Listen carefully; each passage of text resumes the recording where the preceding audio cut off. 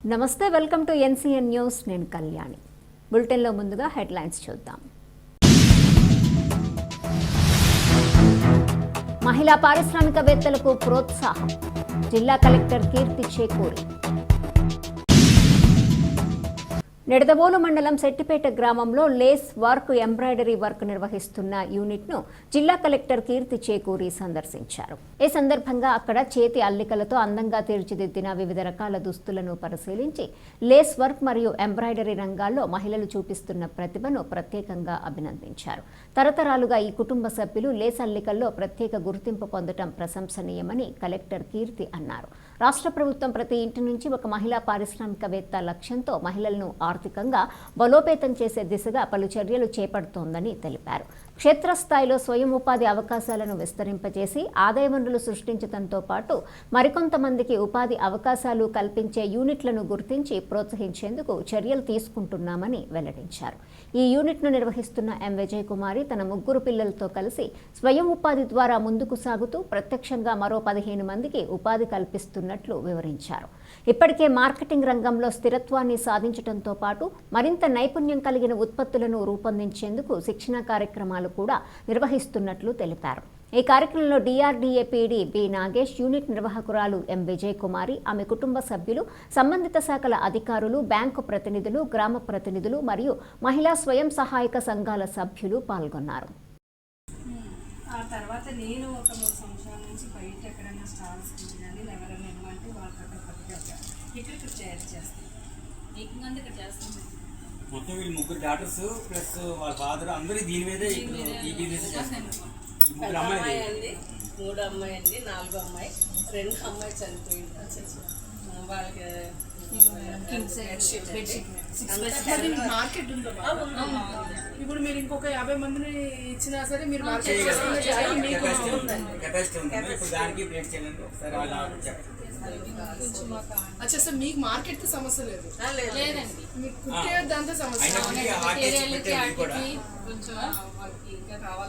మీకు ఇంకా మీకంటే నా ఇంట్రెస్ట్ ఏంటంటే ఇంకో నలుగురు మీరు ఎలా అంటే మేము అక్కడక్కడ ఇచ్చి కన్నా కొంచెం మళ్ళీ అందరినీ అంటే మేడం ఏదో షెడ్ కావాలన్నారమ్మా. First item.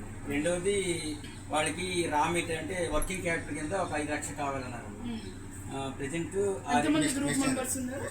మెషినరీ ఒకటి కావాలన్నా. అన్ని కలిసి ఒక 20 lakhs వరకు అవుతుందని చెప్పారమ్మా. అది పిఎంఈపీ కింద పెడుతున్నాము. ఎల్ఎం గారు చెప్పి చేయిస్తాము. నెక్స్ట్ అంటే వీళ్ళకి అది వైజాగ్లోని టూరిజంలోని మార్కెట్ అంటే 3,000 రూపాయలు ఎంత అడుగుతున్నారు.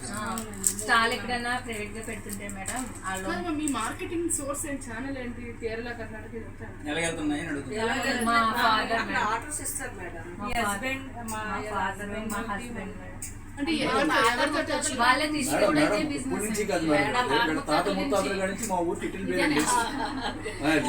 పేరండి బెంగళూరు, కర్ణాటక, పేరు. దీని పేరు ఏమన్నా లేస్ అంటారు సార్.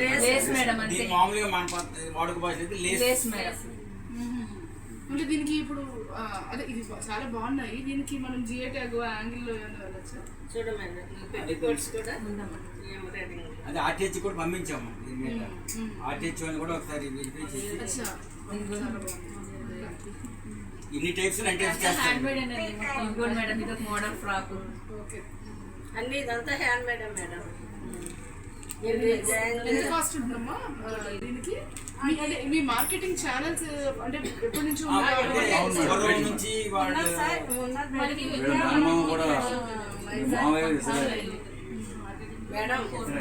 మీకు ఇప్పుడు ఈ పెద్ద పెద్ద షాప్స్ షాప్ లో డెవలప్ చేయాలని కాదమ్మా. ఇప్పుడు మీకు తనేరా, ఫ్యాబ్ ఇండియా అలాంటి వాళ్ళు అలాంటి వాళ్ళకి పెడితే మీరు చేస్తారు. వాళ్ళు ఏ డిజైన్ చెప్తే మీరు ఆ డిజైన్ చేస్తారు. అక్కడ ఆ ప్రాబ్లం లేదు. మీకు నచ్చింది మామూలుగా హ్యాండ్లూమ్స్ సమస్య ఏంటంటే నచ్చింది కుట్టేస్తారు, అది వెళ్ళదు మార్కెట్. మీరంతా కస్టమైజ్.